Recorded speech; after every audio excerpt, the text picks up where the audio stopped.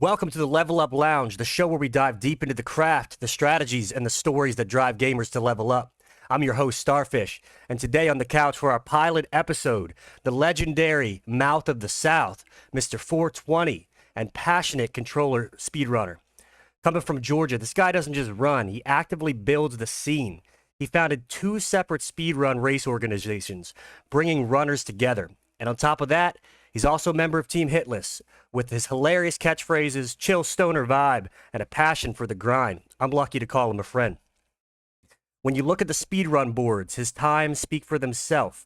In Call of Duty Black Ops 6 Zombies, he's first place alongside Snickle Fritz for Liberty Falls build percent.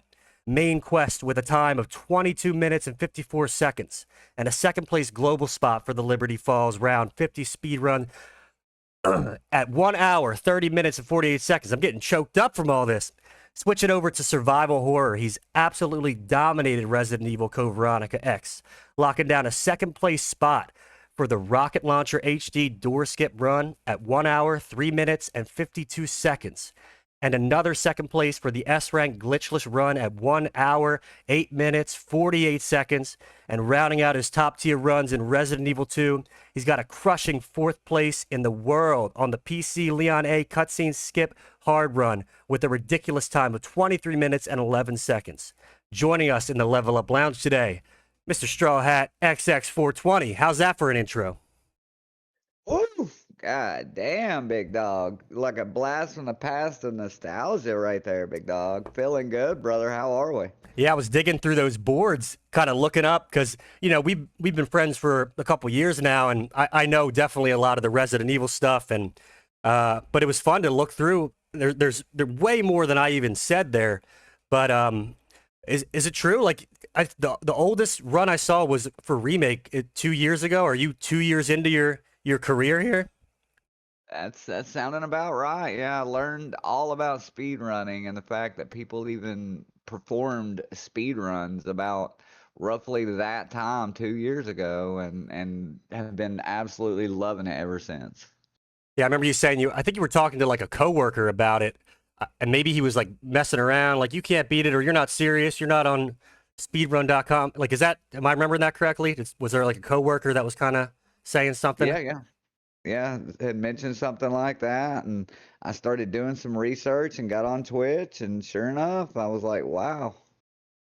Yeah, I know, like, because I guess you were like starting to stream and speedrun around the same time, right? It kind of all happened at once. Yeah, yep.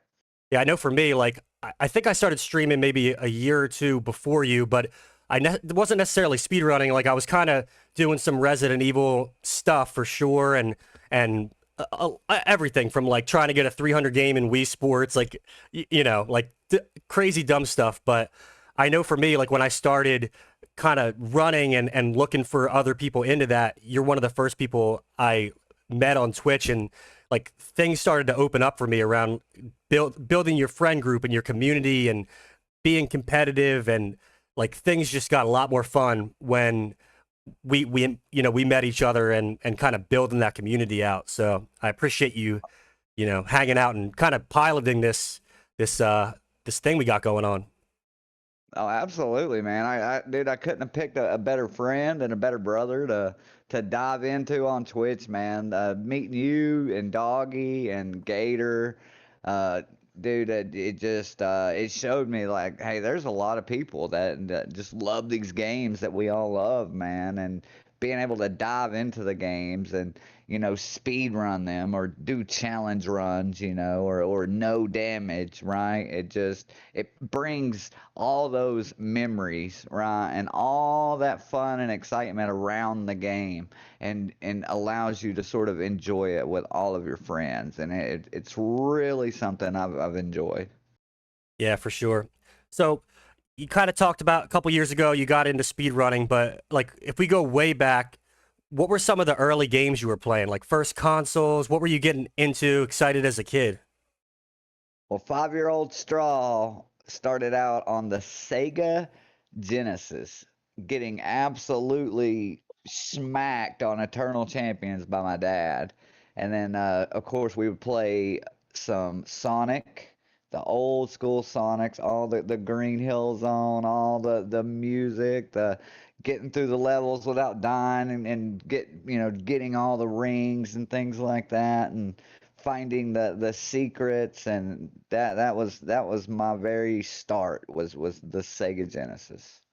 Man, I never would have guessed like that's the starter console there. That's so sick because like it felt so rare as a kid running into those consoles. Like they were so sacred and like this kind of other thing going on that was so sick. Like it just wasn't. It was just harder to find, at least like in my neck of the woods. So that's cool. Like, did he buy the console like for you guys to hang out, or was he into gaming, or like kind of like how did that happen? Getting that console. Well, he bought it for me, and then he was always sitting around the house all day anyway, so he picked up the controller too. So Looking at you having fun, and then just like, like let me try that shit. yeah, let me see that for a minute.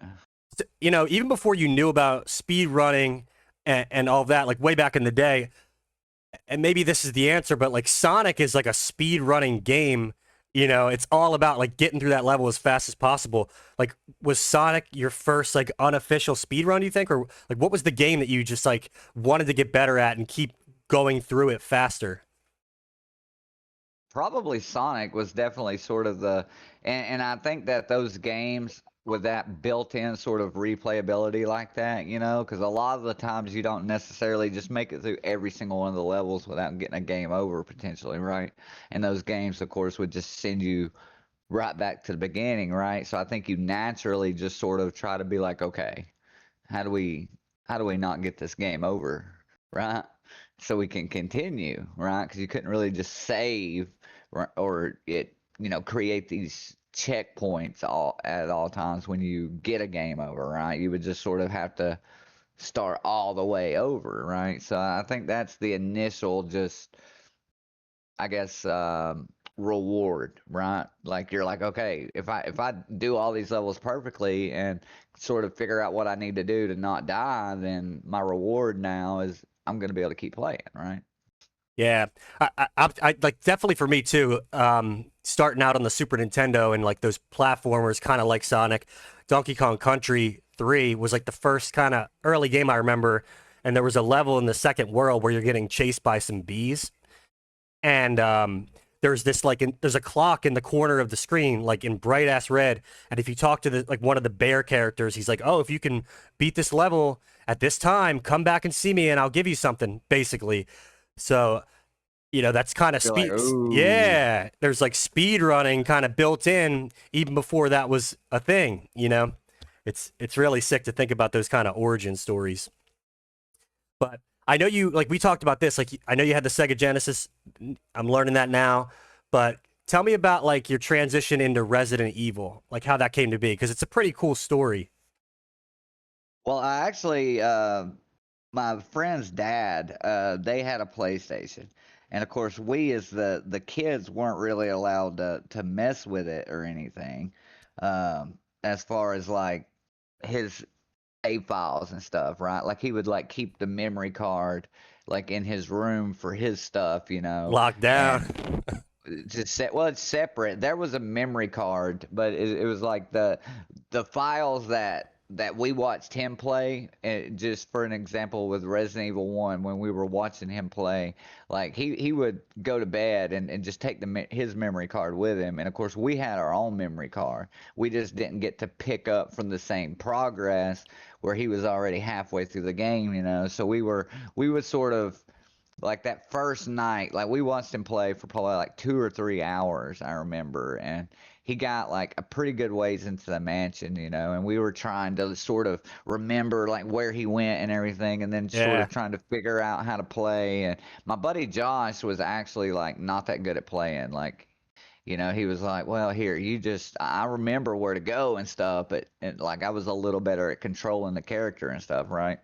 And we actually wound up making it like all the way to where his dad was. And like his dad that next morning woke up and was like, bro, y'all already made it there? Like, no way. And I think we actually wound up like spending like that whole next day like figuring out. I think we made it to the labs, and I think wound up completing the game like that next day. And then after that, it was just like, oh man, dude, like this stuff is cool. Like I gotta explore and figure out clues and kill enemies and then get to the end. Like I mean, it was just so much different, especially like a thought process wise. You were just taking so much more of your senses and what was going on within the game, and then sort of being able to create those actions, right?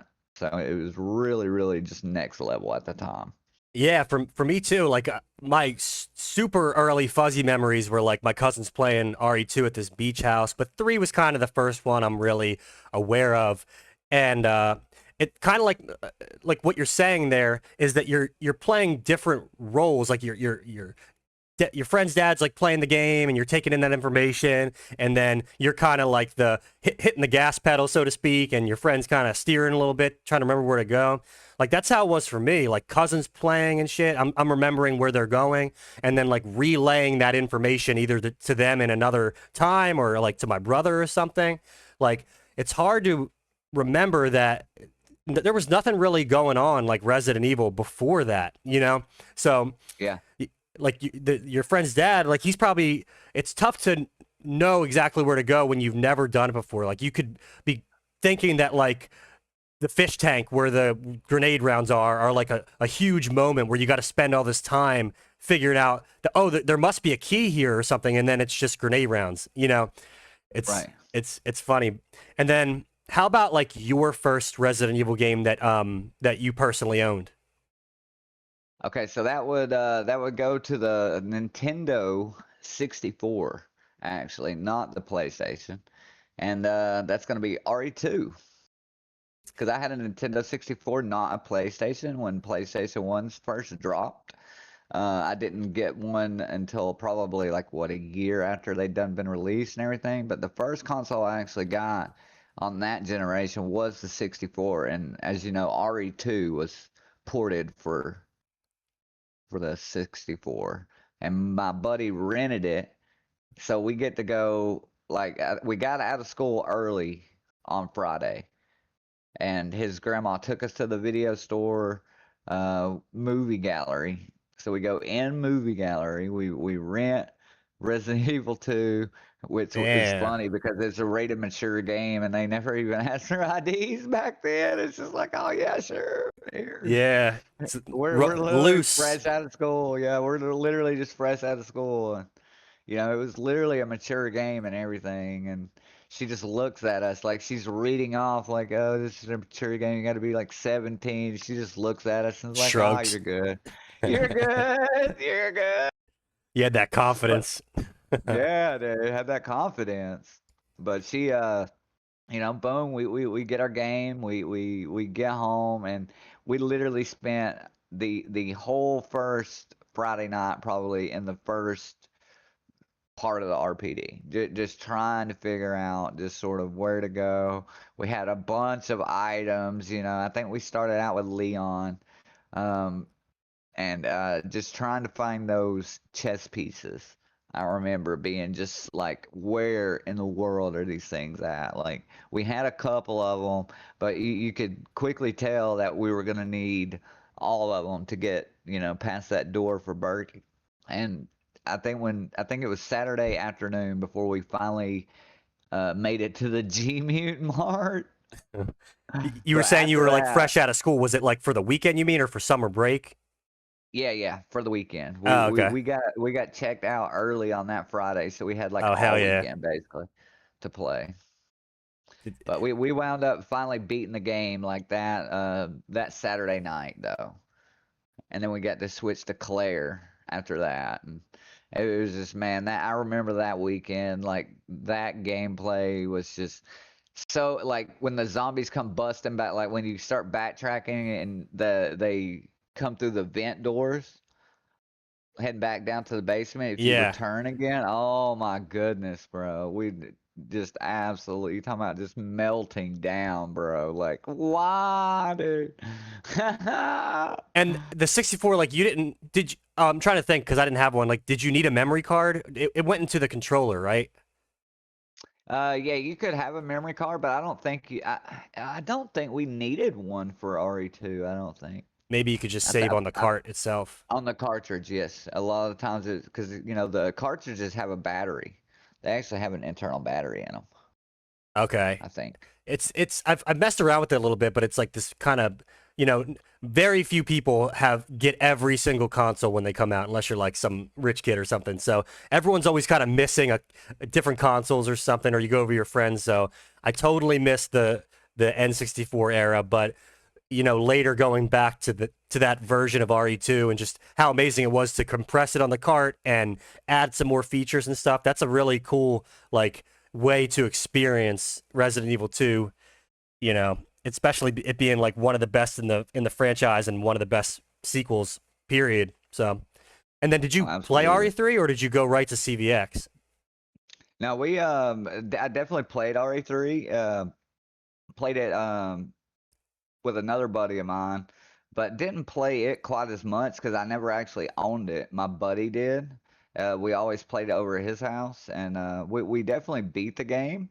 But we had the Prima Games strategy guide for RE3, and we actually made our own that coincided with it because you know how like the RNG puzzles were with RE3, right? So like I remember like there was so many different because like I think the all the water puzzle solutions were in the strategy guide. Like the strategy guide was actually like really good, but there's certain things that it just didn't like. I think it was like the different enemy positions and stuff Mm-hmm. that it didn't necessarily walk you through completely. Like it had like certain item locations and stuff, but of course you know how they can swap around and sometimes like this room will have powders and then this time it won't, or there'll be heals here, but with this RNG there won't be and stuff like that. Like so that there was like certain things that I remember that we just sort of had wrote down and dictated like, and I think it was mainly just kind of like if you see this here, it won't be over here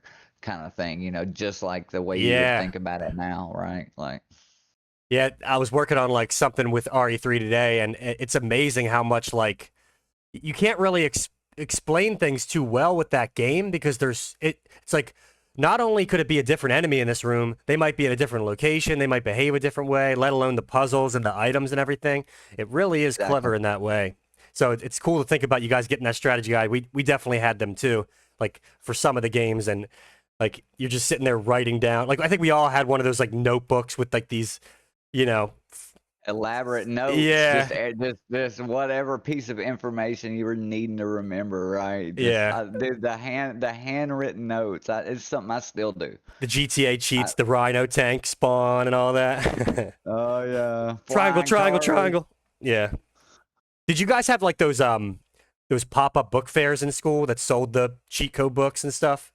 Oh yeah, That the was good another old thing, book man. fair. Yeah. I would like spending all my money. Like I should have been buying some decent ass books, but I was coming home with like the cheap books. The posters usually in my day it was the posters. Everybody just wanted the sports posters, like I remember I had this just fabulous Chipper Jones poster that got ripped down, man, but because the Braves won the World Series in '95, bro, and I got this just immaculate picture of Chipper like right after he hit a home run, like it's on his like follow up, and it's got the bat like wrapped around this side of his body and everything, and he's like looking up, and oh man, it's like damn, and that picture totally got ripped, bro. I was so Yeah. mad. You take it home and you're like you're picking the best spot on the wall to put it and everything, but eventually you try to move it or something and it eventually just tears or you know, Yeah, something happens. How about your gotta put. well, go ahead. I was just gonna say, gotta put those in the frame, bro. That's where I messed up. You gotta put those in the I know, frame. but no one was doing it. It's like you I just you know, I just know, freaking scotch tape it up. I know. How about Ah. your CVX story, and then we'll kind of move away from Resident Evil. I think we nailed that down, but I want to hear that because it's a good story. CBX, I played on the Dreamcast, man, and I'm telling you right now, my dad literally got. I wasn't even expecting to get this Dreamcast or nothing, but my dad literally at this pawn shop, they wound up having it, and it was like right around tax time and stuff, and he had planned on getting this other guitar. and so he took his guitar, traded it, and actually got this Dreamcast, and we got CVX and everything. And man, I'm telling you right now, I spent a whole fucking summer on that game, and it absolutely, bro, it's probably one of the best summers of my life, bro. Just going through and just because that game was so expansive, like I Mm-hmm. used to remember it was definitely the first game I like went into knowing like, oh man, I'm not gonna know where to go. I'm gonna make a million mistakes just like I have in all these other games, right? So like when I did my saves, it was the first time I actually staggered saves. That's So it's amazing. Like probably the it never occurred to me to stagger saves probably until Resident Evil 4, where it just, I don't know, it just seemed like you were supposed to do that. Like that is such a, especially with CVX, like, or Code Veronica in your case, like that's such an important thing to do in a game where you could get stuck, man. it was the first time that I genuinely was like, okay. And I remember like the first top rider you come to in CVX is fairly, early on. You really don't have to do a lot of the prison to get up to, you know, the estate and everything up there. And of course, as soon as you get to the estate, you've got, that whole save room and everything in there. You see the Lugers and all that. So it was fairly, especially because normally back then, of course, you're doing like full explore. You're not skipping nothing for the speed run. So, I mean, you're sitting there with double pistols, a bunch of ammo. And with CVX, the great thing about it is like it legitimately gives you, I feel like, a lot of ammo. So you wind up with a lot of firepower. So you can legitimately kill all the enemies and be just fine. You know what I mean? So even though the beginning, I feel like is definitely one of those games that's pretty intense.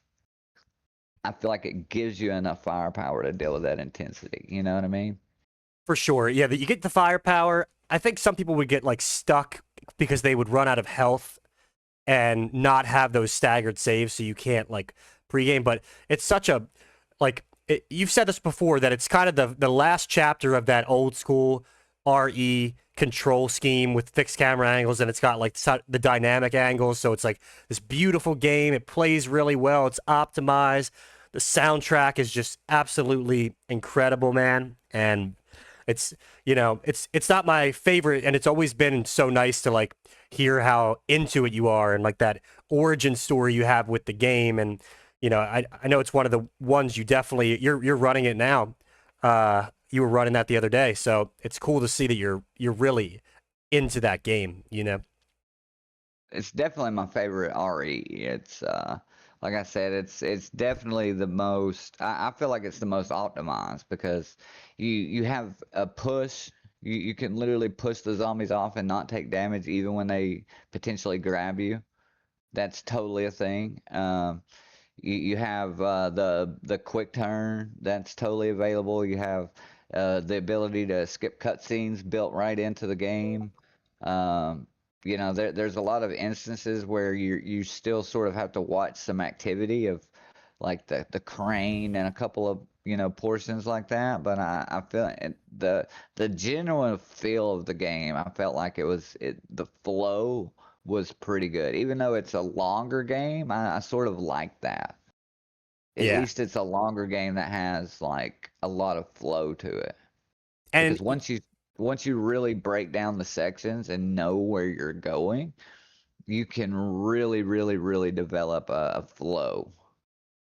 it runs so well and everything. It's almost like RE2 in a way where the doors work really well, and like you can pick up Yeah. items pretty fairly. Like unlike RE3, where things start to feel really rushed when you try to play that game in a speedrun sense, for example.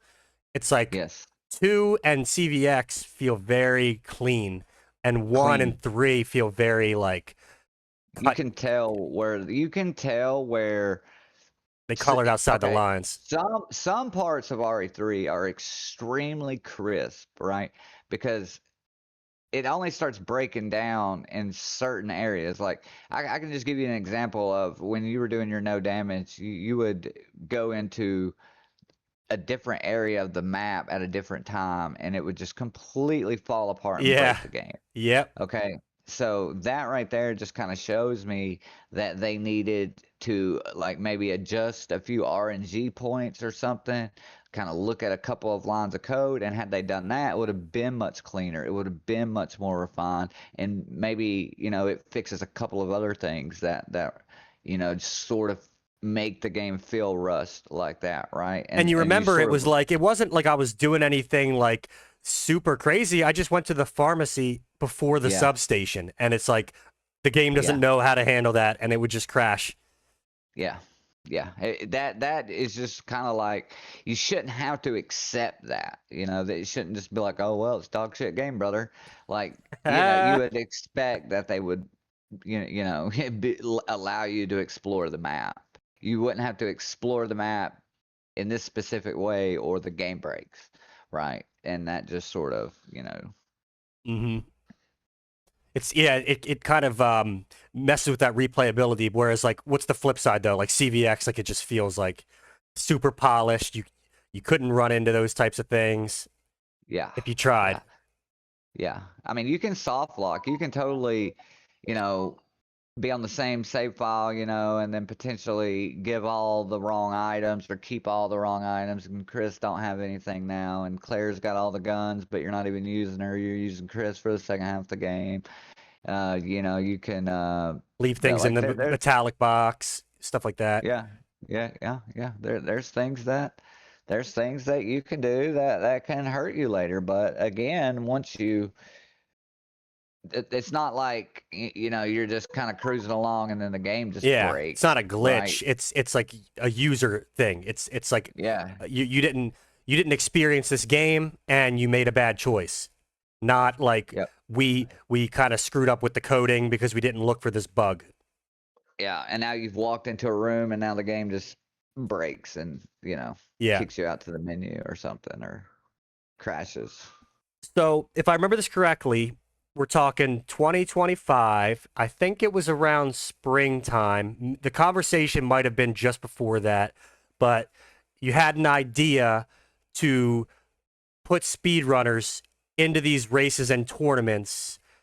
Tell me about that. What you were thinking, what came out of that, like, and I can fill in the gaps because I was there for a lot of that, but tell me about Rezi runs first of all. Like tell me everything you remember about that like origin because it was such an exciting time getting that together. Well, man, I just remember I wanted to be able to get together with the homies. I wanted to see some speed runs, right? Because no one really does races, right? You have very few tournaments nowadays and everything. And bro, I was like, you know what? Why not Resi and then runs, right? We just get together, we call it Resi runs, and we come up with a tournament, right? We start getting some speed running going, bro. Bring the fun back. That was honestly my idea around it, right? Was just get the homies together and do some damn races. Enjoy these badass games that we all like to play and run anyway. And I think it really just kind of took off from there. We wound up having two, three, four tournaments now already, and did the weekly or the weekly races, right? And man, I think it was a lot of fun.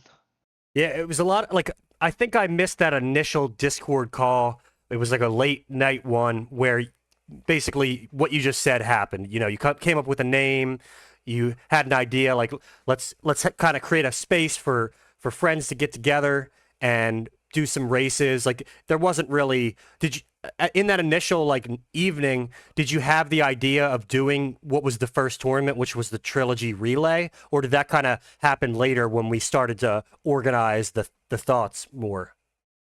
That it's sort of all I had the idea there, but really it all when we all got together kind of that next day, right? That was when it really just started. I just let it all flow. You know what I mean? And Yeah. I was like, let's hear everything. Let me hear all y'all's thoughts. And then we just took all of those thoughts in combination, and the trilogy relay was born, bro. Yeah. It was. And definitely if you're listening, like a lot of that stuff's on YouTube, and it's just like some of the most incredible classic RE race moments just happen because we had the relay, and I remember like just kind of planning out some of the rules and the marketing and just like how are we going to present this simply to people. And we got a great crew together, and basically it was just RE1, 2, and 3. You spin the wheel for the game you're going to play and the person you're going to race. So it's like, you don't exactly like I'm pretty good at RE1.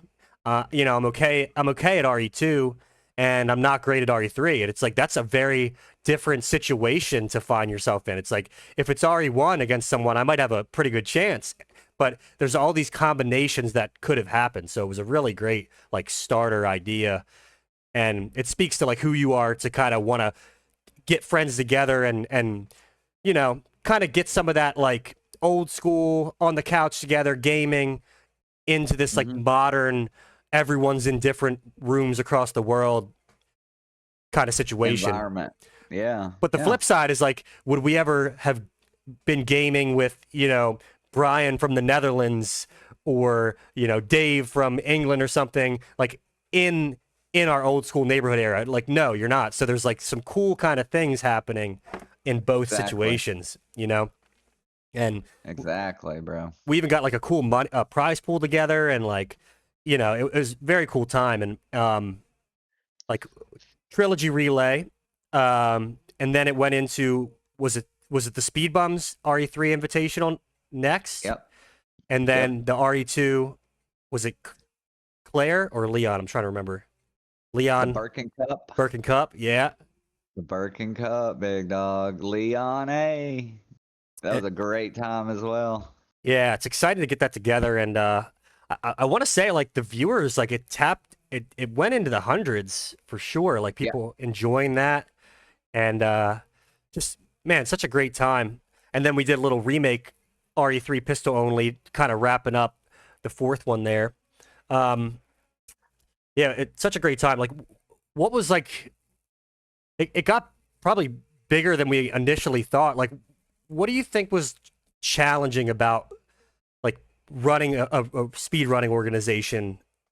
Like, what's the hardest part you think?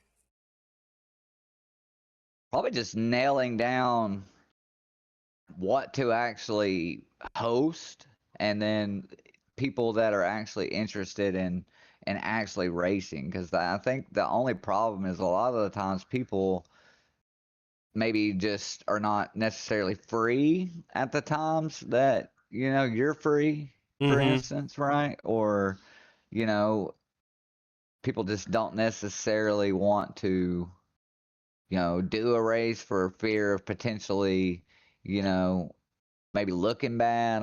Right. I don't know. I don't know what it is a lot of the times sometimes, but it tends to be harder just to get people together to race sometimes. Time zones or commitments or kind of life events happening out of nowhere. Like even with me, like if school starts firing up or work gets crazy or if I just feel like shit, like I disappear. So it's like you don't always know if people are going to be around or I get that. Like just you have to count on like sometimes you have a tournament with 8 or 16 people and that's a lot of people to count on and then you have people kind of hopefully filling in at the last minute. You saw with the Hmm. RE3 tournament, it's like that number of people that changed pretty dramatically from the time it got announced to the time it happened. And Yeah. for a lot of us, like it's we're not really making money. It's just a kind of hobby, so you're stepping up. Yeah, I feel that. Do you see a future with Rezi runs? It's been kind of like there hasn't been much going on for a while. Do you see a future with it? Do you see anything happening?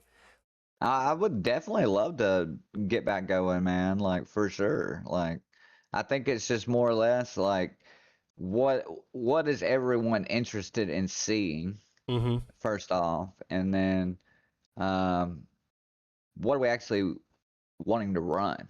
Yeah. right?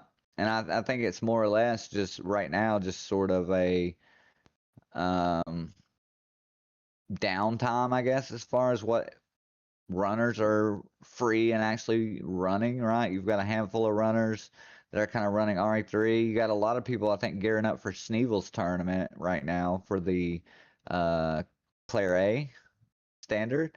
But this is, I think, for new runners. So if you've previously ran the game, I don't think you're eligible to enter. So this is sort of like an incentive to get people who haven't ran the category before to run it. Yeah. So that's pretty cool.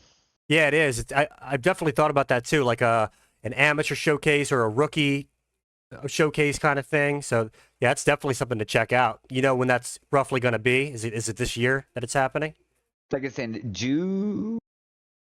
It should be in the end of this month. Like I don't want to say the wrong date, but I feel But like it's it's coming up. Like there's a date, and yes, it's definitely coming up. I feel like it's this month. I feel like it's toward the end of this month. gotcha.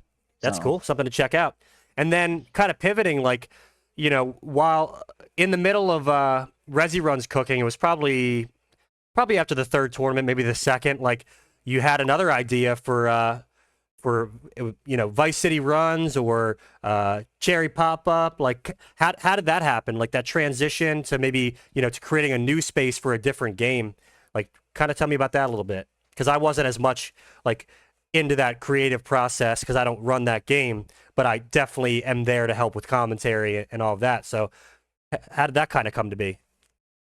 well, it's the same thing, man. I like to the race, like seeing the races of, especially when we're doing these speed runs, right? Like just to throw out Vice City because that's the game we're talking about right now. Like you as somebody who hasn't run it, and me as somebody who has ran it, we might look at the game a little differently, right? Just because you haven't necessarily run it, you might not necessarily sort of be into the tricks or in the know-how of what's going on with the tricks, but you still know speed running. So obviously you're like, okay, they're trying to go as fast as they can. Wrecks are bad. Obviously you don't want to be rolling around on the ground, right? On the Yeah. PCJ from having like a crash or something like that. So I mean, like I'm sure following along like that is, you can kind of still understand that part of it. So it's just the whole speed running thing, man. And that run in particular is like we saw it with the race with Ariel. Ariel had sort of like a bad start, and it was just kind of like, man, Scram's gonna run off and leave this race, right? But oh no no no no, the comeback kid's born because Vice City is Vice City, and things can sort of just go wrong, right? And bam. And it's just one of those races I think that is it's sort of like RE3, right? It's all kinds of RNG. You're never safe. You never know what crazy shit's about to happen. So it makes a race like that sort of that much more exciting because of that, if that makes sense. Yeah, 100%. And it's, well, a couple things here. Like, I just wanted to bring this up before I forget it that I'm wondering if you feel this as a speedrunner. Like, obviously, if you're doing bad, you're going to reset when you're running, uh, on your own stream or whatever, and you're trying to go for the best time. But in a race, when you can't reset, like, it almost, I almost feel relaxed when things go bad early on because I'm like, well, like, I guess I lost. I'm not like as nervous anymore, and then I can kind of run better because I'm not like feeling that pressure as much. And I wonder Right. if like I don't know if you talked to Ariel after that incredible race. Check it out on YouTube. But like, or maybe he was just pushing on. I don't know what the headspace was there. Like, do you know and do you feel that when you run? Like, or does it piss you off and make you run worse when you have a bad start?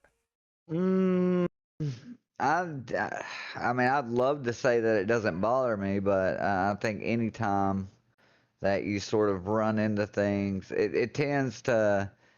I honestly tend to tilt more when things start going like I'd rather them go good Yeah, sure, sure.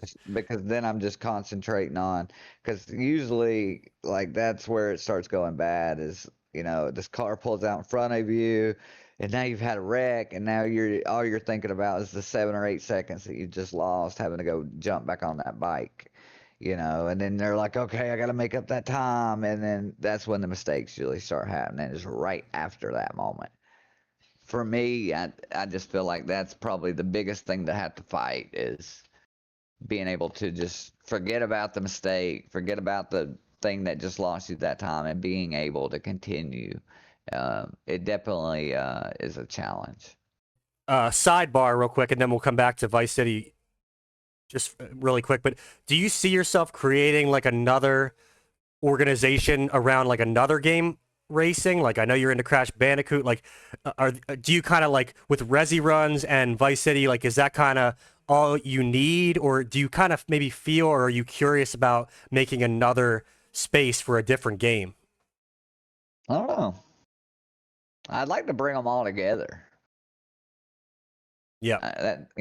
And instead of having to, I would almost just prefer to bring all these, cultures together, sort of, and just be able to, enjoy the runs, the races, and the atmosphere, without sort of having to branch out into other areas, because I think a lot of these games have a lot of the same core fun about them, right? As far as just sort of, the player versus the game and the environment, and having to sort of battle what RNG potentially, or what factors are going to lie ahead and whatever run you're talking about, whether it be Crash or whether it be Vice City or whether it be Resident Evil. And I think that even though they're completely different games on their faces, like when it comes to speed running, for instance, and challenge running and stuff like that, like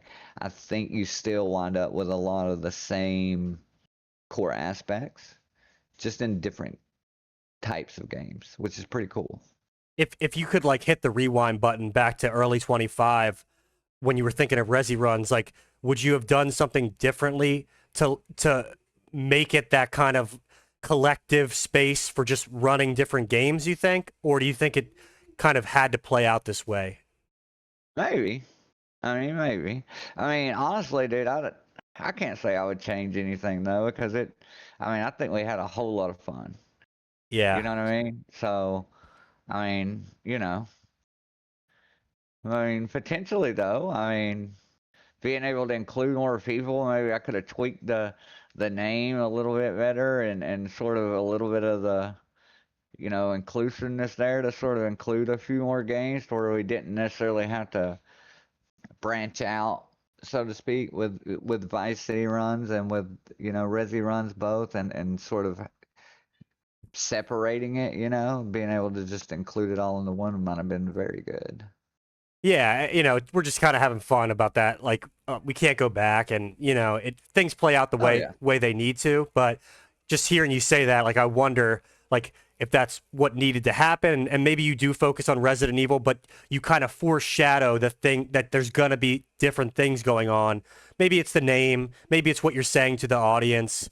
Maybe you said that at the beginning, and it turns off the Resident Evil people because they want that. Like, who knows? I mean, definitely things are compartmentalized. You go to speedrun.com, and yeah, you do see a lot of the same runners for different types of games, but generally speaking, like even just the Resident Evil community, there's a lot of compartmentalization with different leaderboards.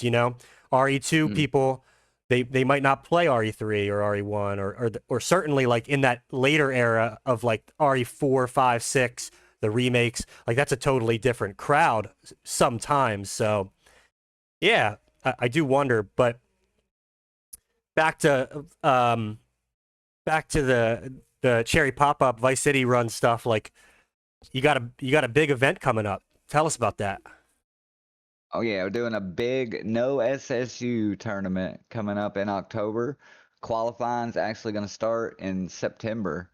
It's going to be a lot of fun. It's going to be a whole lot of fun. Um, Basically, no SSU is just no script stack underflow, which is a method used in any percent to basically beat the game, and the world record, I believe, is under 7 minutes. you abuse the hell out of the game, and you're able to trick the game into warping you to the final mission, basically. So basically, you're just not allowed to use that method in no SSU. So in no SSU, you're allowed to record replays. Um, you're allowed to dupe missions. Um, there's a couple of other small tech that you are allowed to use, but the main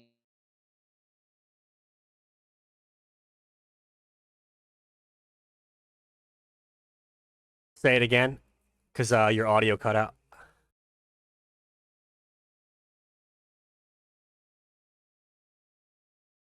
Strell's audio's out, but I'll kind of like fill in a little bit of what he's saying.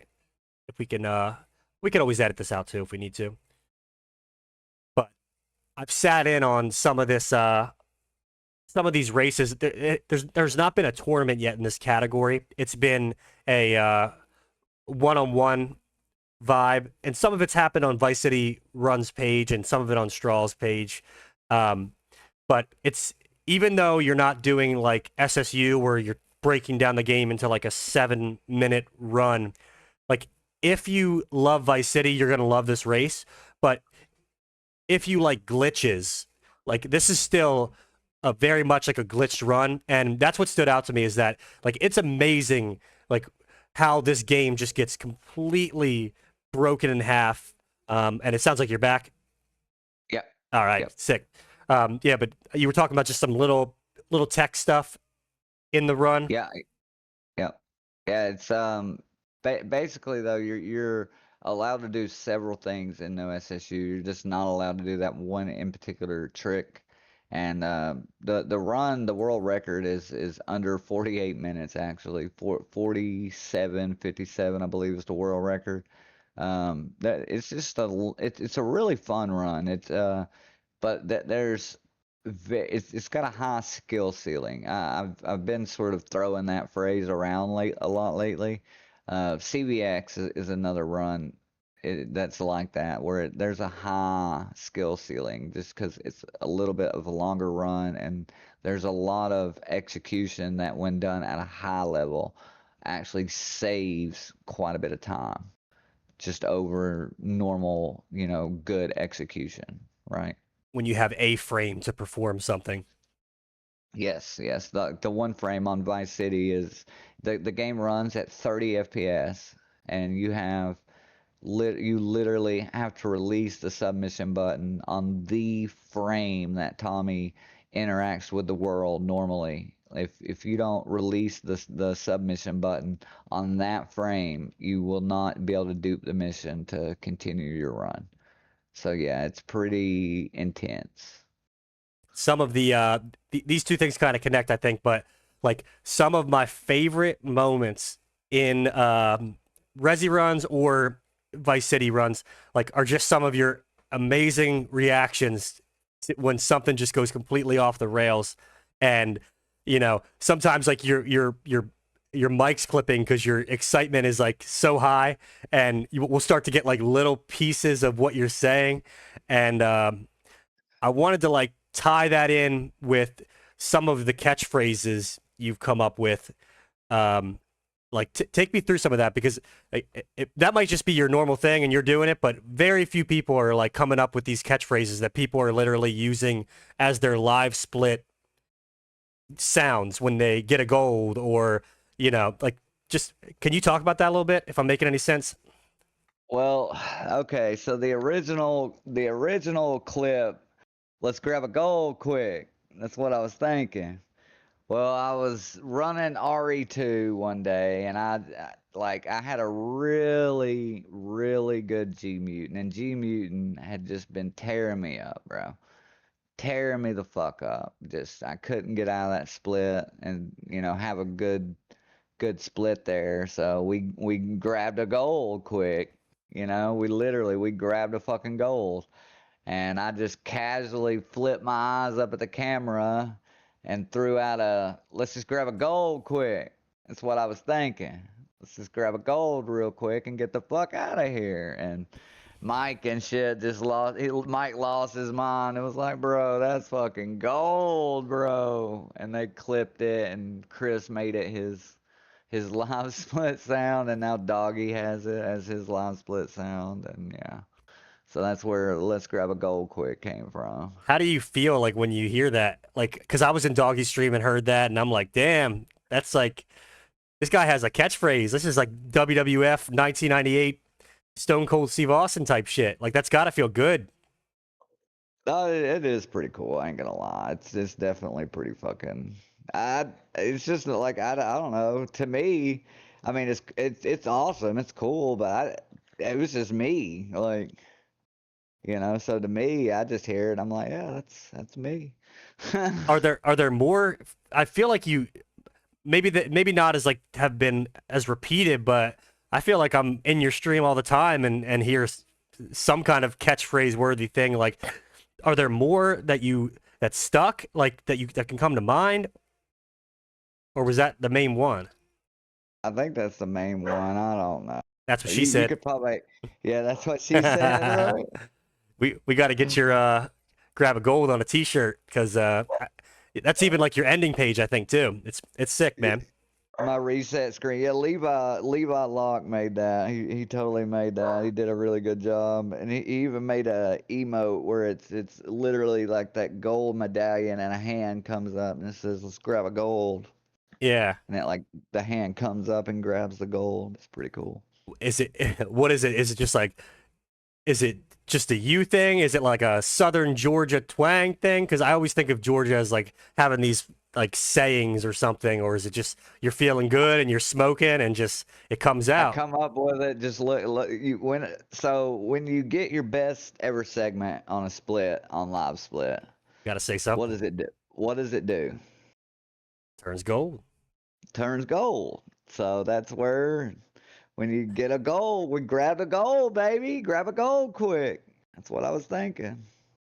Yeah, it's classic, man, and it's a lot of fun. Like I'd say if I'm telling someone, oh, I like Twitch. Who should I watch? And like definitely Straw Hat. Like your dedication, your grinding, you got catchphrases, you're hilarious, 420 friendly, chilling. Like it's a good place to hang out. And I know you and I connected on this early too. That like we don't want to be gatekeepers of like speed running and challenge running. It's like you want more people to do that. You want to provide information and make things as easy as possible for people to get into the community.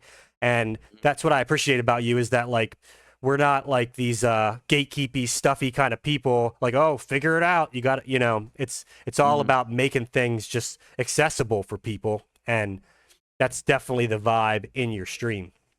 You're Well, I never can tell you one thing. Half the battle with setting up and wanting to learn a new game is, sometimes it's what version am I running? What uh, live split ASL do I need to inject? What potential add-ons do I need? Do I need some sort of SRT? Do I need to down patch? Do I need to do this? Do I need to drink a fucking glass of wine and gargle and spin around in a circle 3 times before I load in? on Like, a full what moon. do I? Yeah, on a full moon. Yeah, like, what do I need to do to even run this new game? Like, potentially, and sometimes I like. I mean, I'm not like I think that speedrun.com is great, and there's a lot of games that provide a lot of great information, and the mods and everything I think do a fabulous job. Like we need the mods so bad because that actually allows us to have a lot of the information I'm talking about, right? But I think it could also always be a little easier to access this information, right? But then again, of course, with video game companies, you have licenses and, whatnot, and this and that. And a lot of the times, like just taking Crash, for example, like you might not know that you actually need to run the PAL version and not the NTC version or whatever, NTSC version, right? Because it actually runs at 25 frames versus 30, right? And that Crash actually jumps higher and slides for or spins for further distances, right? On the PAL version versus on the UTSC version. It's just something you might not know, right? For sure. So all sorts of these little things and like there's different games that I would plan on running in the future potentially, right? And I think that you just sort of need to make that information as accessible to everyone as you can. You mind I dropping just some of think those games that you're interested in running, or do you want to kind of keep it? Donkey Kong 64. I really want to do the no levels early route. That looks like a whole lot of fun. I would love to look into some Super Mario 64. Crash, of course. I've already talked about it a little bit. Already running Vice City. Already unrusting CVX right now. And we're gonna have a brand spanking new Resident Evil Veronica coming up around the corner. So, I mean, honestly, right now we're eating good. You got a lot We're to eating run. good, boys. Yeah, dude, we're eating good. We've been talking a while. I got a few more questions, but it's cool to end it here if you feel like you said too I'm much. chilling. All right, cool. Um, so It's always a good time, brother. You know what I'm saying? Big dog. That you want a catchphrase? There you go, big dog. yeah, I figured I figured you'd appreciate this. It's a lot of fun for me because we definitely have had many chats like this where we're just kind of talking, but it is fun when there's a format like this where it's like you're specifically getting to know some things. Um, Tell the Guitar Hero story about your school playing. I don't want to say too much. You know what I'm talking about? Ooh. Okay, yeah. So we had a little Guitar Hero tournament. We used to just a little story. We used to play in front of or not in front, but in the student parking lot, bro. We'd literally just be chilling in the back of my buddy's truck playing. I had a power inverter hooked into my car, and we would just sit out there. And I had this SRT CR. Did I say SRT? CRT TV. You know, the big box tube TV. It was like a Philips Magnavox TV, right, with the little ports that hooked into the front and everything. So I just had my 360, along for the ride, and we'd just put it in the back of the truck there, load up Guitar Hero 2, and I had two guitars. We'd just be in the back of the truck jamming, bro. Like there'd be a lot of mornings where before we'd go into school, we'd be out there playing, bro, and we'd get so damn carried away out there playing for like an hour or two that we'd just fucking miss class and just go home and go back to bed. Damn. Were people like stopping and looking or trying to join in, or were they just like going the other way? Because that's insane.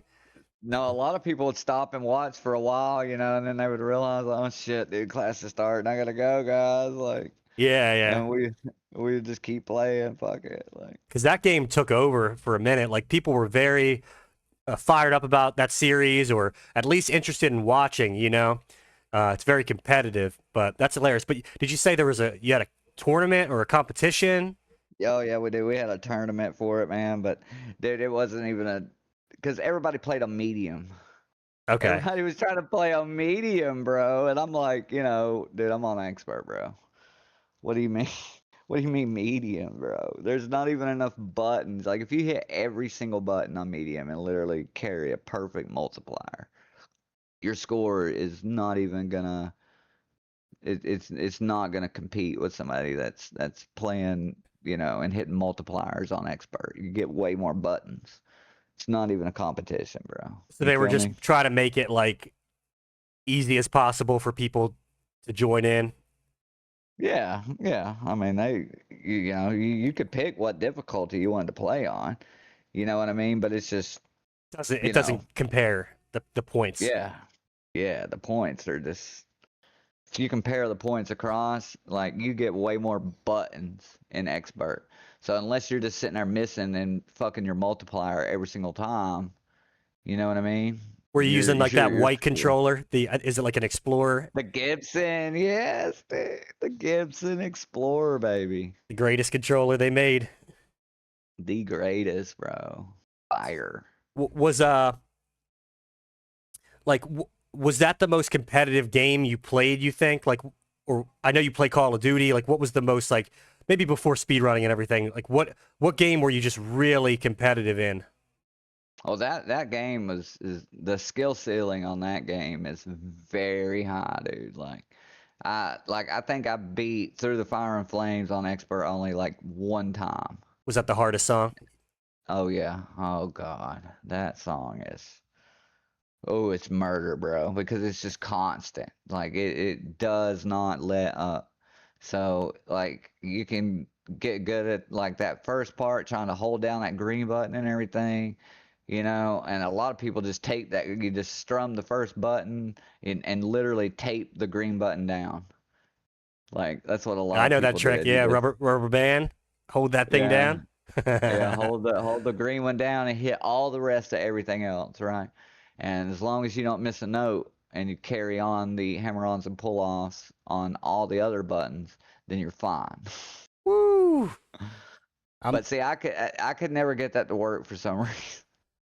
I I, don't know. I had to use duct tape. I was always using a hair bow, and then I would always move the hair bow, and so I just had to figure out how to like get the corner of my the proper knuckle mod to going.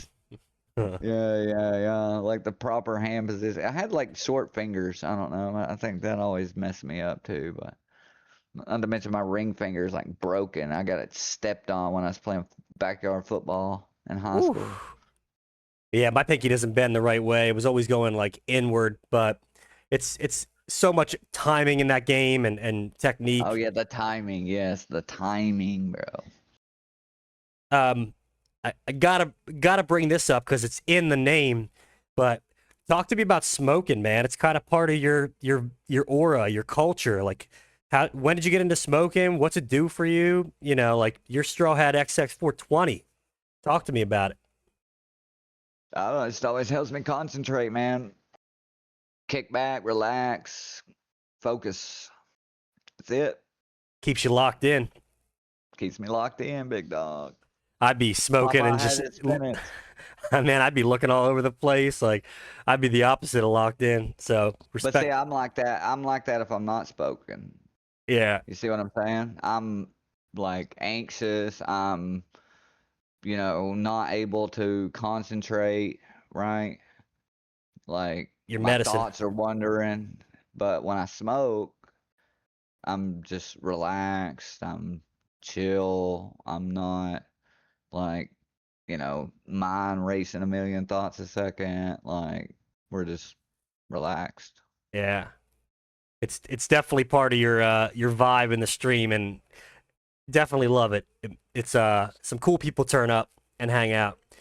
And then couple quick questions. You can just kind of answer them simply if you want, or you can expand on them. And then I'll go out with one more thing, but just specifically about like speed runs. What was like your first speed run was remake, right? RE1 remake, Jill.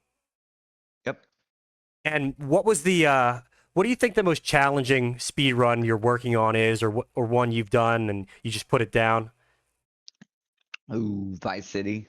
The one I'm, really in the process of trying to get a 51 on. It's, bro, I'm gonna say it again. I've tossed the word around a lot. The skill ceiling is fucking through the roof on that game. Which a lot of these games now, as soon as you start optimizing these speed runs, and you're sort of taking out unnecessary movements or pickups or enemy grabs, for instance, anything that takes away from literally getting to the next objective as absolutely fast as you can.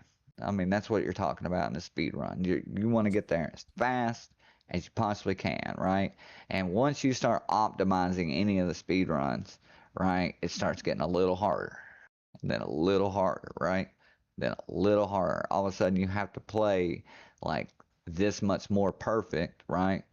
To sort of be able to bridge that gap, right? And I think that's with a lot of these runs, and specifically talking about which one is the hardest.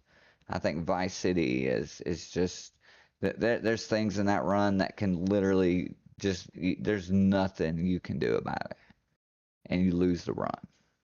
What was Printworks by being one of them, and that's right before the end of the game.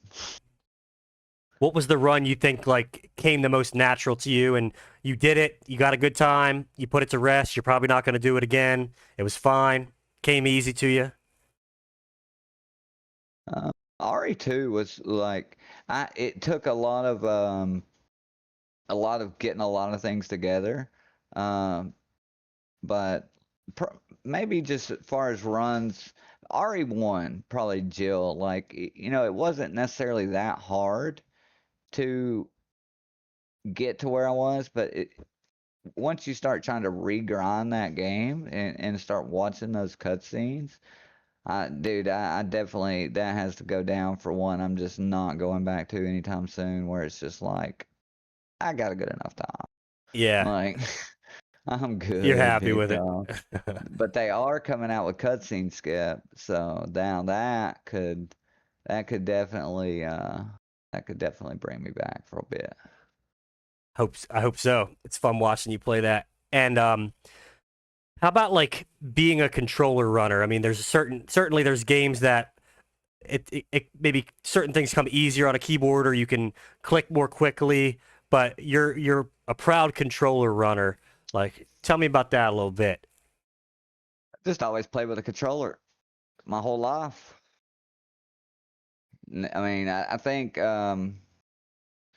know a lot of there's a lot of people that started out on PC probably, right? So maybe that's just their more natural gaming instinct, I guess, right? Is to hit the keys. But I don't know. I don't have a gaming sense for laying my hands on the keyboard like that to game, right? I'm more about the feeling of the controller, right? And that's just my default, dude. And I just can't fight against that. Right? It's like you might as well you just want to spend your time grinding the games you love and getting better at them, and Yeah, you're not gonna fuck around with like working against something that works for you and feels like gaming, feels comfortable.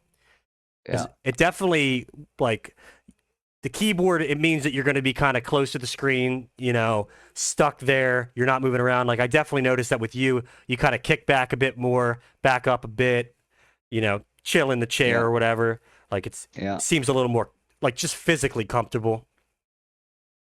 yeah, yeah. Just that more natural feel. And then when you're holding the controller, 9 times out of 10, you know, your hands are like straight up, you know, like your thumbs are on top of the controller, right? And when you're playing with a keyboard, you know, your hands are flipped, right? Like on the mouse and then on the keys, right? So your arms are like you have to lock your elbows out, right? Hmm. And I think it's like that because I can drop my elbows and be comfy, right? With the controller. And I think that's just half of the battle right there, too. Don't have to hold my arms up. Like, More comfortable. And you're 2 years into this. Like, what would you say, or some advice you'd give to someone who's kind of thinking about speed running? Maybe they're a little intimidated, or challenge runs of any kind. Like, I'm intimidated. It doesn't seem like I can do it. Like, what would you kind of say to someone maybe thinking about getting started, or maybe they are started, but they're just kind of frustrated? I just tell them this right here is let's grab a goal quick. That's what I was Woo! thinking. Gr- Man. Grind it out. Well, my man, I'm gonna put your link for your page in the description so people can enjoy your content as much as I do. You stream almost every night, I'd say, most nights, Eastern time. And you're doing these crazy long sessions lately. Like, I'll be going to bed watching you, and then I wake up and you're still grinding away at either a speed run or some retro achievements. You've been on a crash kick right now. Like, do you have a schedule, or are you kind of just, at night? Like, when should people check you out? I'd usually hop on every night, usually. Unless somebody reports me for watching Yu Yu Hakusho. Uh-oh. Did that happen? Did you get Yeah. a little bot? Little Really? 24 hour strike, yeah. Whoa. Was there any like when you look at your account, is there like a copyright strike or anything, or was it just like Yeah, yeah, really? they saw they went through and I guess because of this report, noticed. Of course, we were watching it on stream with the sound off the VOD. You know what I mean? So Sure. it's not like I was trying to use Redistribute. redistribute or something. We weren't doing that. We were just watching the show. Like I think a lot of people do stuff like that, but well. Damn. So 24-hour restriction Got, and a got a copyright strike. million messages and a million messages, but before I could even wake up the next day, bro, what happened? Where you at, bro? I'm like, oh, all right, we'll be back tomorrow, boys. Ah. Well, it's good people care about you and they're checking in because I haven't actually, I don't remember hearing about this. So but damn, that's crazy. But you're right. Like a lot of people are doing shit like that all the time. I'm watching WWE all the time on there. So yeah, I'd expect that from YouTube, but woo. Yeah, it wasn't even on the VOD either. Sound was, off, right? There was no sound on the VOD for the show at all, none. On the live there was, you know what I mean, but not on the VOD. Yeah. So we're not trying to record it to, use their sound for anything else. Like it's not even there. Well, everyone listening, I hope that you enjoyed two friends catching up and talking about games and Mr. Strawhatxx past, present, and future streaming. You're certainly entertaining, and I love your stories. And I hope that this show becomes a thing after this little pilot, and we can maybe even co-host and get to know some other runners and kind of share who they are as tournaments start to evolve and things are coming up. Just kind of an extra piece of the puzzle that we're trying to put together here. And had fun talking to you, man. Sounds good, brother. I hope we're going to see some more Starfish streams, my brother. Yeah, I'm definitely coming around more. I've been working on some YouTube stuff and was streaming a little RE4 pistol stuff today, just having some fun. And my job's wrapping up on Thursday, so I'm gonna get like 5 weeks to be myself again. Hell yeah. Make sure we don't have to send nobody up in the woods to get you this time. My Yeah. man come back with a full beard one time, big dog. I said, my goodness. Lily was barking at the screen. Listen, she's barking right now. She's like, tell him not to bring that beard back. Tell him not to do it. No beard. Yeah, I'm definitely trying to, uh, this isn't my episode, so I won't go. I'll tell you kind of like off this, but I'm trying to be a streamer that isn't overreaching for stuff. I'm just there to play some games and have some fun and, just kind of protect my energy a little bit. Oh, yeah. I don't want to feel like if I'm overwhelmed in life that streaming can't be a relaxing thing to do. It should be, right? It's not my job. It should be a fun thing to play some games and chit chat with people. And I'm just trying to, maintain that as much as possible. So, and a lot tying it back to you, like, you're there, you chit chat, but at the end of the day, you're locked into your game. And when there's a break in the middle, in between runs or at a cutscene or something, you talk and you hang out. So I definitely appreciated that about you and definitely want to borrow some of your vibes. Oh, absolute, brother. Anytime, man. You already know this. Yep. But You thank you, already know man. this. I hope you had fun today, and it was definitely fun for me to learn about you. Bro, it's always fun hanging out with you, brother. You know this. All right, everybody. Thanks for listening. And oh, you know what? There's always one last thing. Who would you like to see on the show? Like, who would you like to learn more about and hear from? Anybody come to mind? I'd love to get Chris on. I doubt we'd ever drag him on. Yeah, of course. Like, I'd love him to be in a tournament or commentate or to be on here. That'd be like the number one pick for sure. I was thinking Doggy. Yeah.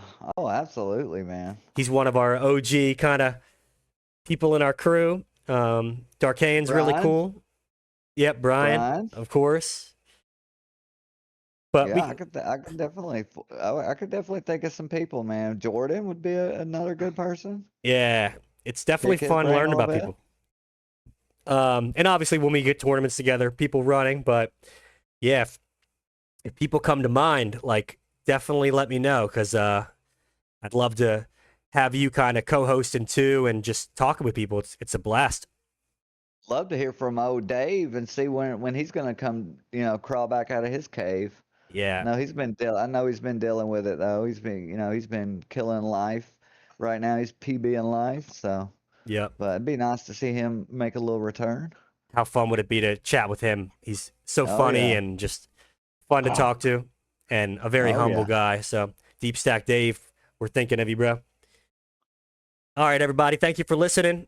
And hope you enjoyed this first pilot episode. And leave some comments letting us know what worked, what didn't. We definitely want to improve this. Bye, everybody.